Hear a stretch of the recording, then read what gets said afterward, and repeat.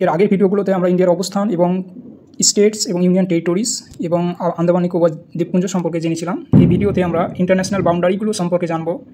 আমরা প্রত্যেকে জানি যে আফগানিস্তান, পাকিস্তান, বাংলাদেশ এগুলো একসময়, এমনকি মায়ানমার একসময় ইন্ডিয়ার অংশ ছিল, কিন্তু পরে এগুলো ইন্ডিয়া থেকে আলাদা করা হয়েছে।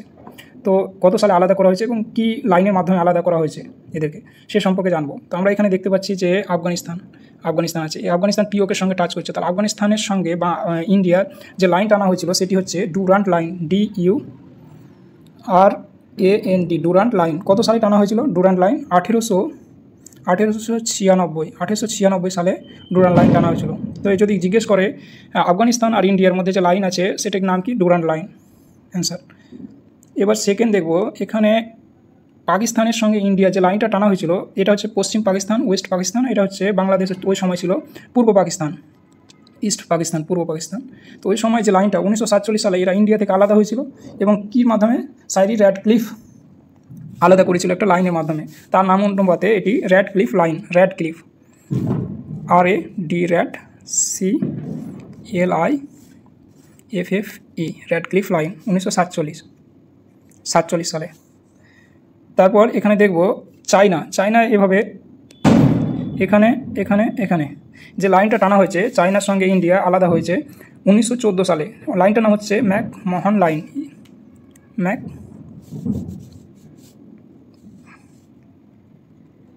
ম্যাকমোহন লাইন 1914 সালে, ম্যাকমোহন লাইন। তো আমরা লাইনগুলো সম্পর্কে জানলাম।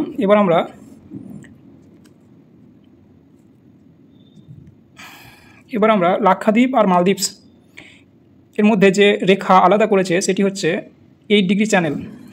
মালদ্বীপসকে আলাদা করেছে 8 ডিগ্রি চ্যানেল। এবং লাক্ষাদ্বীপে আমরা জানি 30 লাক্ষাদ্বীপের টোটাল আইল্যান্ড হচ্ছে 36। তার মধ্যে একটা ইম্পর্টেন্স হচ্ছে মিনিকয়। এই মিনিকয় আইল্যান্ডকে আলাদা করেছে লাক্ষাদ্বীপ থেকে 9 ডিগ্রি চ্যানেল। মিনিকয় আইল্যান্ডটা হচ্ছে লাক্ষাদ্বীপেরই অংশ।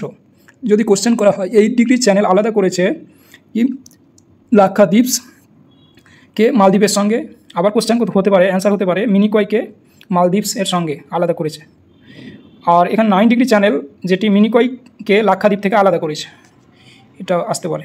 এবার এখানে তামিলনাড়ু আর শ্রীলঙ্কার মধ্যে কিছু ইম্পর্টেন্ট ইনফরমেশান যেগুলো বিভিন্ন এক্সামে এসে থাকে সেগুলো আমরা দেখতে পাচ্ছি। এখানে কি আছে? শ্রীলঙ্কা আছে, এই জায়গায় শ্রীলঙ্কা, আর এই জায়গায় যে তামিলনাড়ু অংশ। তো এখানে একটা ব্রিজ আছে যেটা কি আদম ব্রিজ নামে পরিচিত। আর এখানে একটা রামেশ্বরম আইল্যান্ড বলা হয়, এখানে রামেশ্বরম আইল্যান্ড। আর এখানে দেখছি পাক স্টেটস, মানে একটা ছোট্ট জলপ্রণালী যেটা নাম হচ্ছে পাক স্টেটস। আর বে অফ বেঙ্গল উপরের দিকে, আর গালফ অফ মান্নার। আর এখানে যে পাক বে, তো এখান থেকে অনেক কোশ্চেন আসতে পারে, ওই জন্য ইম্পর্টেন্স এগুলো তো দেখলাম আমরা। তো আমরা এখানে বিশেষ করে এই ভিডিওটা বানার উদ্দেশ্য ইন্টারন্যাশনাল যে বাউন্ডারিগুলো আছে আমাদের দেশের সঙ্গে অন্য দেশের, তো সেই বাউন্ডারিগুলো সম্পর্কে জানা।